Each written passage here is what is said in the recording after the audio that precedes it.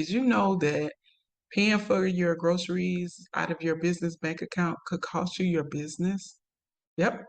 Yep, we're going to talk about that tonight in your 15 minutes of fire. So, before we get started, just allow me a second to introduce myself. I'm Bernadette L. Harris. I am the founder of this group, the Efficient CEO Movement, as well as the CEO of the BTB Advisory Firm.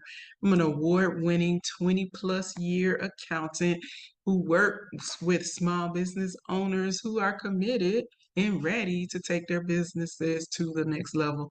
Our accounting firm, we focus on working with small businesses and we help them with bookkeeping, CFO services, and in some instances, we investigate fraud.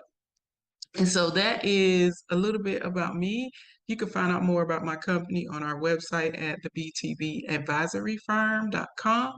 And let's get into our 15 minutes of fire for tonight. So, tonight I want to talk about a very, very important subject, one that I think a lot of people miss or don't really understand the gravity of what it is that they're doing, right? And so, the big word that I want to talk about tonight is commingling. Commingling is when you mix business and personal, right? So, that is, you are buying groceries with the business account, you're paying for supplies with your personal account. It's all mixed up, it's all being intertwined. That is called commingling. Commingling is bad. It is a bad, bad word. And tonight I'm going to talk to you about why commingling is bad. So, why is it bad? The first thing and the first reason why commingling is bad, and this is not even an accounting thing, right? But commingling is bad because when you commingle your funds, you are essentially telling the IRS, you're telling the world that I am not treating my business like a business. I am treating my business like a hobby or something, right? It's not a business. And when you commingle your funds, that's the signal that you're sending. The big part of commingling funds that is why I said you could potentially lose your business is I'm going to back up for a second. So let's say that you have an LLC.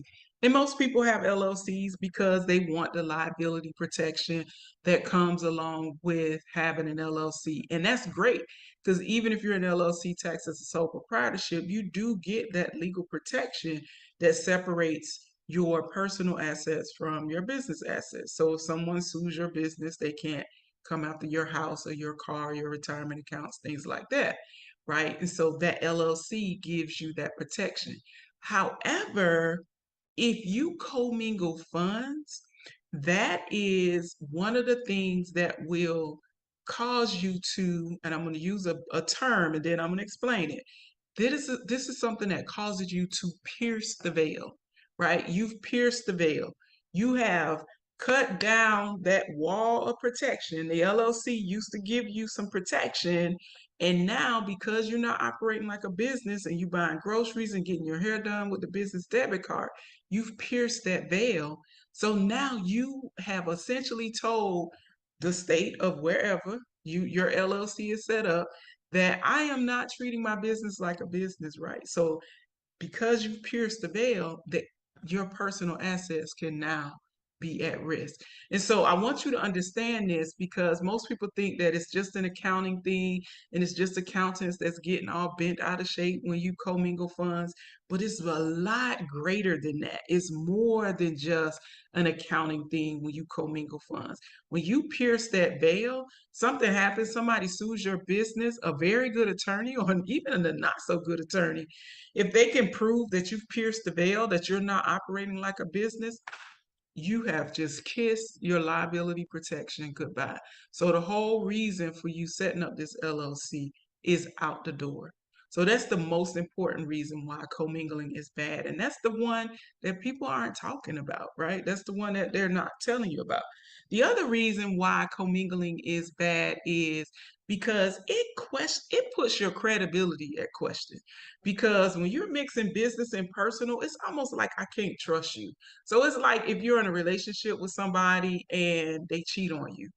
and they apologize and they say they're not going to do it again or whatever. And maybe you take them back. That's up to you, girl, sis, whatever.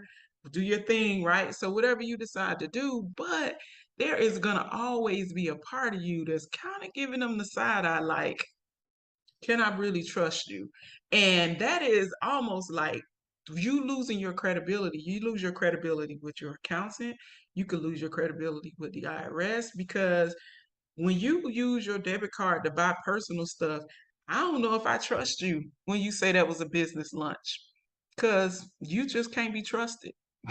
So your credibility is kind of shot because I don't know, girl, because you bought some shoes with your business account. I don't know if this was a real business trip or if you're just trying to flex, right? And so you lose some credibility when you commingle funds, right? And that's something that if anybody, you want your accountant to be on your team, right? Because your accountant is the one that's going to go to bat for you when the IRS is coming after you.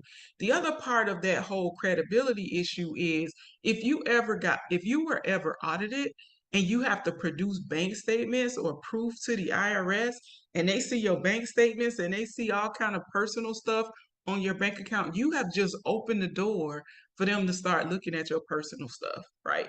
And so you don't want to do that. You don't want to lose that credibility. So you want to keep it simple. Have a business account and a personal account. Pay your personal bills from your personal account. Pay your business bills from your business account, right? The third reason why commingling is bad and it can really cost you is now your bookkeeping is complicated. And so if I'm your accountant or our team is working on your accounting, we're going back and forth with you. Is this business? Is this personal? Is this business? Is this personal? And again, we're asking you all these questions. Now we questioning everything because you know how it is. Go back to the relationship example.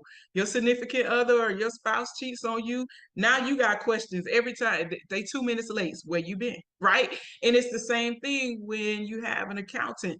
Your accountant is looking at all your transactions with a side eye, like, did you really go on a business trip or did you go to Jamaica?